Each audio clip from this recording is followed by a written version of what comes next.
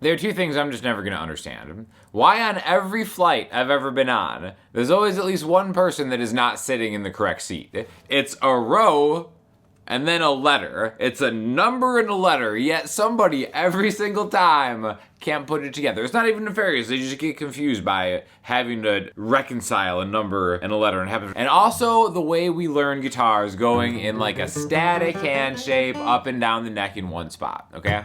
So today we're talking about is we're gonna be moving through the fretboard left to right in a way that maybe you haven't seen it before. We're focusing on the G and the B strings for the entire thing, okay? This is gonna be on the key of C, in the key of C, because I wanna relate this to chords that you probably already know. Just like your basic C, F, G chords. But what we're gonna do is we're gonna talk about all the notes, again, the natural notes, C, D, E, F, G, A, B, on just the G and the B strings individually and then together. So real quick, I wanna focus on just the open to the 5th fret. If we play them both, it looks like this. Okay, so it's open and open, which is a G and a B. It's 2 and 1, 4 and 3, 5 and 5. So you can think of it as just two shapes, right? If this is like our first shape, we just move that 2 frets higher, and then move your middle finger fret higher to get 5 and 5. Okay, so we're gonna go through all the actual names of the notes in a minute here, but I just want you to focus on this. Now the way that I'm doing it actually just to get them to ring out without hitting any other strings is I'm using my ring finger actually to hold the high E string so it's not gonna vibrate. Open, 2 and 1, 4 and 3, 5. All right, and then we can take that back to maybe like a chord that you're familiar with, all right? So.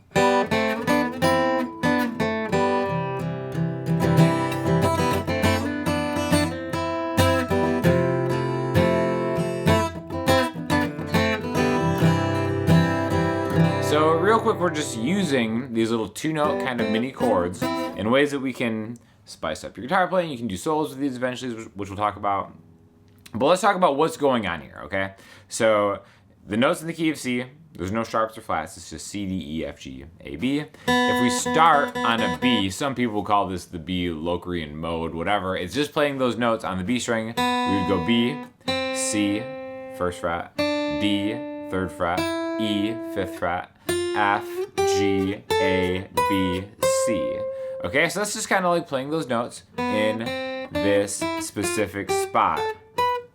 Now with the G string, it would just be G, A, B, C, D, E, F is a half step, right? F, G.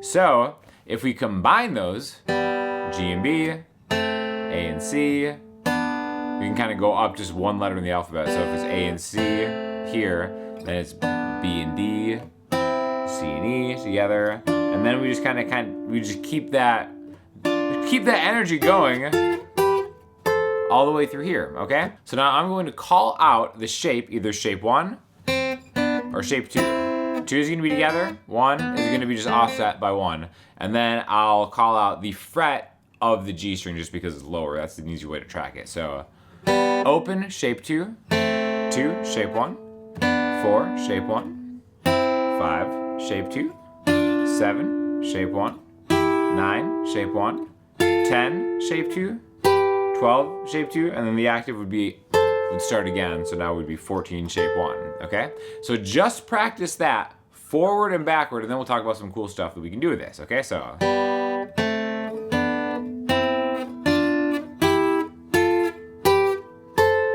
All right, as easy as that.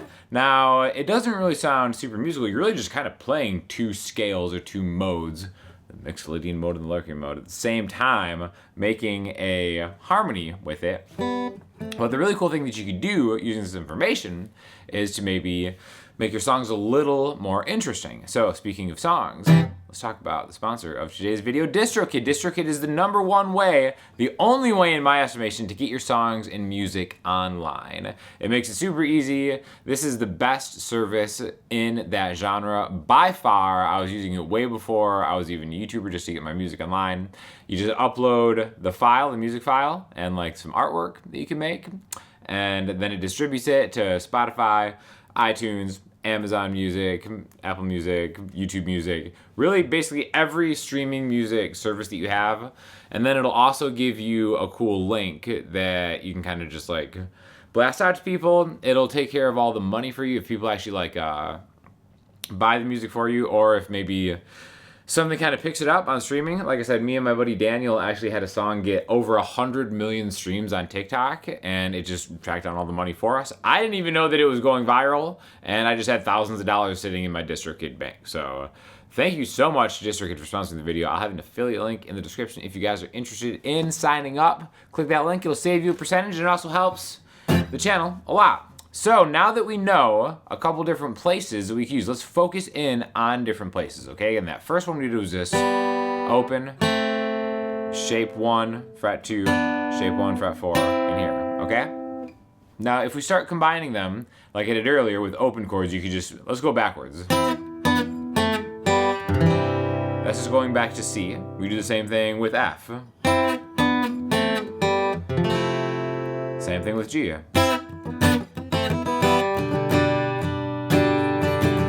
Or we could use just a little bit.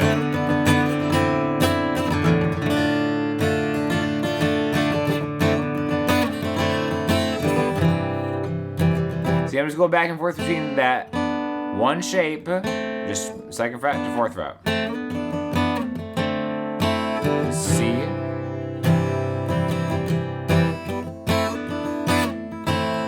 F, major 7, of course. G, and then if I want to go back to C,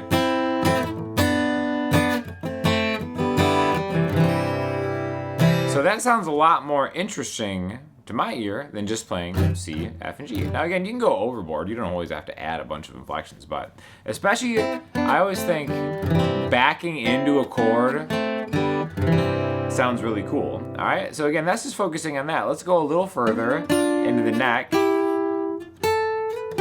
So if we just maybe focus on just these two, right? Like that. If we look at the notes here, we can kind of see these as part of bigger shapes, right?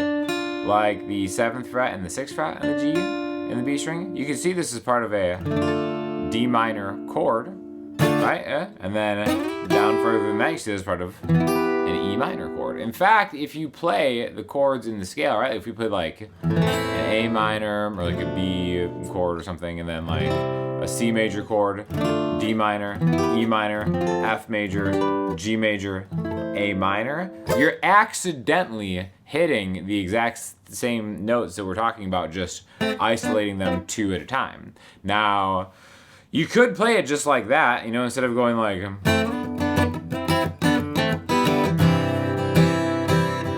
could do like, using fuller chord voicings, like a D minor to a C. But when you do these little kind of 2-note diads, if you want to call them, you have a lot more control over the sound of those notes. And I think it kind of pops, it snaps. It's very snappy. Right, a little Fleetwood Mac. What is that? Da da da da da da da. Yeah, a little Rhiannon action. So you kind of get you get the idea that it has a lot of utility aside from just being pieces of chords. But seeing them in a way lengthwise, I think just has a lot of cool things you can do with it, right? So again, let's focus on just these notes right here. So like I said before, 7 and 6, and be like, all right, where could we maybe put these to use? When I'm in this area of the guitar, in the key of C, I'm always going to think of F major 7. That's kind of like one of my go-to chords, which you can play it. A full version like this, the voicing I'm going to use is just going to be 8 on the A string, which is your F. It's major 3rd, 7 on the D string, and then it's major 7, 9 on the G string, right? So now we've got that little kind of D minor to E minor, or however you want to look at it. I've got this.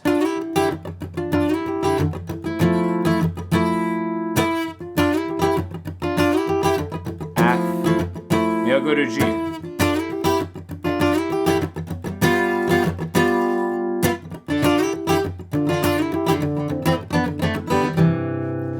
all that is just from moving around these really simple shapes, just 2 simple shapes, which are way easier than any full chord.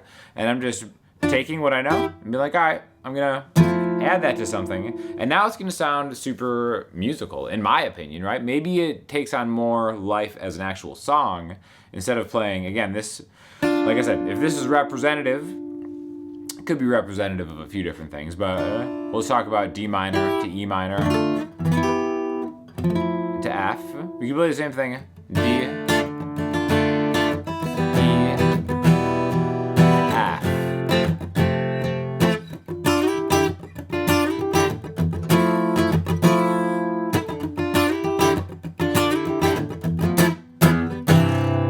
That's something that maybe I haven't heard before. So I think that's super interesting, and it also really solidifies my understanding of going deeper into the fretboard. So the last thing we'll do is we'll take the last couple ones. So 10 and 10 and 12 and 12. So representative wise, I think of these as being on the bottom or the highest part of an F major double bar chord on the A string and a G major chord. So these are notes in that F chord and that G chord. Another nice thing about having them be shorter voicings, tighter voicings, is you can maybe add like vibrato easier than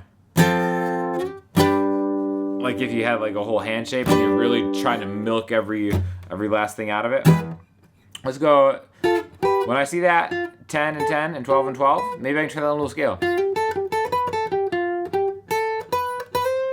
And then end it on a C, right? The right past the octave is that, the 13th fret of the B string. So maybe I want to kind of climb into that. Let's add that to the.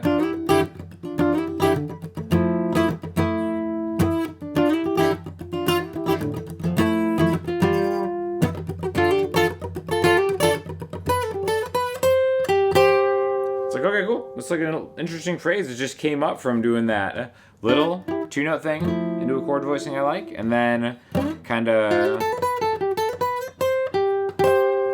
ending it like there, which again resolves because that is a C major chord voicing, which is really just this past the octave. So a lot of information here, but a great way to just practice it is just 2 notes at a time, like I said. Open, open, 2, 1, 4, 3, 5, 5, 7, 6, 9, 8, 10, 10, 12, 12. I'm so impressed with myself that I was able to use numbers almost like aisles and rows in real time. And that was just off the top of my head while I'm moving. Imagine if I had, I don't know, maybe like a printed out sheet of paper that told me, play the 5th fret on the B string, 5B. I'm gonna hit that every time. I could go 23B and I would still get that. Maybe I'd have to take my time, walk a little slower, check my ticket again. Blows my mind how people can't do that. Also, same thing at sporting events. I was at a Clippers game the other night, and we had a group of 5, and there were 7, we were sitting together, right? There were 7 people all in the wrong seat. And it wasn't like they were even trying to get to a better seat. They just couldn't figure out how to use a ticket with the number. 5th fret on the A string. I did it again, guys. It's crazy. Crazy, I know. So if you can handle that, if you can sit in your ticketed seat, this is a breeze. Thanks for watching. Sign up for Distrokid, and I'll talk to you guys in the next video.